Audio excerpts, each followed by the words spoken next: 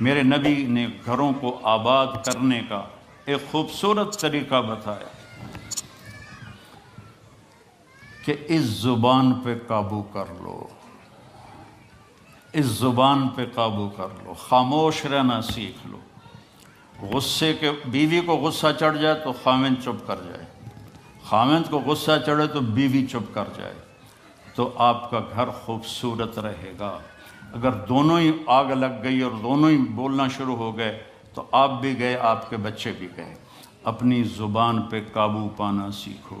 ہماری ایک دھوبن تھی ماسی شریفہ، فوت ہوگی بیچاری، وہ تھی بڑی لڑاکی، چھوٹے قادی آئی تو چنگا شرلی پٹاخہ ہے، تو وہ آئی میری بہن کے پاس، کہتی بی بی میریاں نوواں میرے نال بڑا لڑدیاں، لڑتی آپ تھی، میریاں نوواں میرے نال بڑا لڑدیاں، میں نے کوئی تویز دے کہ ساریاں میریاں نوکر بن جانا۔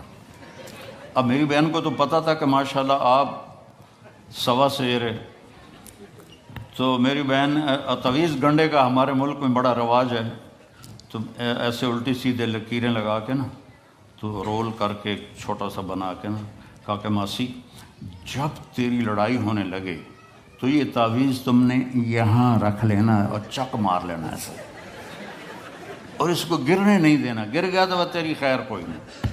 اور اس نے کیا کیا، اس کو چپ کروانے کا طریقہ، تو تعویذ کی تو بڑی اہمیت ہوتی ہے۔ تو ایک ہفتے کے بعد آ گئی، بی بی تو بڑا چنگا تعویذ دیتا، ساری لڑائی ختم ہو گئی کیونکہ ماسی شریفہ چپ ہو گئی۔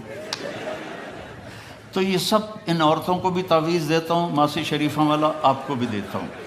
ماسی شریفہ والا تعویذ لے لو، آپ کی زندگی بڑی خوشحال ہو جائے گی۔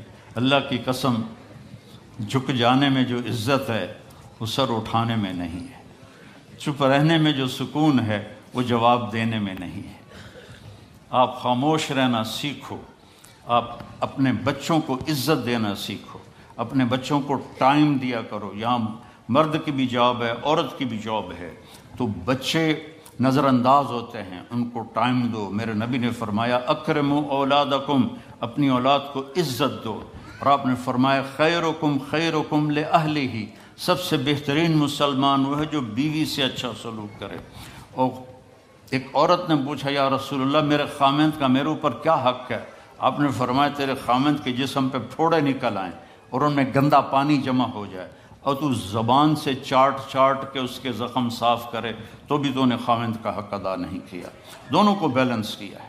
بہترین مسلمان وہ ہے جس کا بیوی کے ساتھ اچھا سلوک ہو۔ آپ نے 11 شادیاں کی، یہ شوق کی نہیں تھیں، یہ اللہ کے حکم کی تھیں اور ہمیں زندگی سمجھانے کے لیے تھیں کہ آپ یہاں رہو یا کہیں اور جگہ رہو، جب تک آپ کو صبر اور برداشت کرنا نہیں آئے گا آپ کی زندگی خوبصورت نہیں ہو سکتی۔ غصے کو پینا سیکھو، غصے کو دبانا سیکھو، غصے کے وقت چپ رہنا سیکھو، تو آپ کی زندگی بڑی خوبصورت ہو جائے گی، بہت حسین ہو جائے گی۔ زندگی اندر ہے، باہر نہیں۔ اب رولز رائس میں چڑھ کے کوئی اچھی زندگی نہیں گزار رہا ہے، لائف تو اندر ہے۔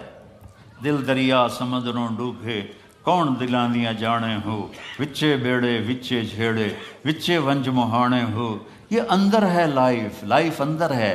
اور کیا لطف انجمن کا جب دل ہی بجھ گیا ہو، جب اندر بجھا ہوا ہو تو پھر باہر کی چیزیں کوئی مزہ نہیں دیتی۔ عاصم کے مرنے کے بعد ہمیں کوئی شے اچھی نہیں لگتی، حالانکہ لائف ہر نعمت موجود ہے، سب کچھ موجود ہے۔ میرے بیٹے کا نام عاصم تھا جو فوت ہوا ابھی جب 36 سال کی عمر میں، تو کوئی شے اچھی نہیں لگتی کہ اندر ویرانی آ گئی۔ یہ اندر میں خوشحالی ہو، اس کے لیے صرف ایک ہی دوا ہے، وہ ہے محمدی بننا اور محمدی اخلاق کو اختیار کرنا، اللہ کے نبی کے طریقے پر چلتے ہوئے اپنی جان سے لڑائی لڑنا۔ ایک ہمارا دوست تھے، وہ تبلیغ میں گئے تو ان کو داڑھی رکھنے کا شوق ہو گیا، اب بیوی ان کی رکاوٹ بنے، کہ داڑھی رکھو گے تو مجھے طلاق دینی ہوگی۔ اب وہ کافی دیر بیچارے سوچتے رہے، ایک دن ان کو ترکیب سوجھی، آ کے بیگم سے کہنے لگے میرا جی چاہ رہا ہے کہ میں دوسری شادی کروں۔ لیکن میں سوچتا ہوں پہلے داڑھی رکھوں یا پہلے شادی کروں.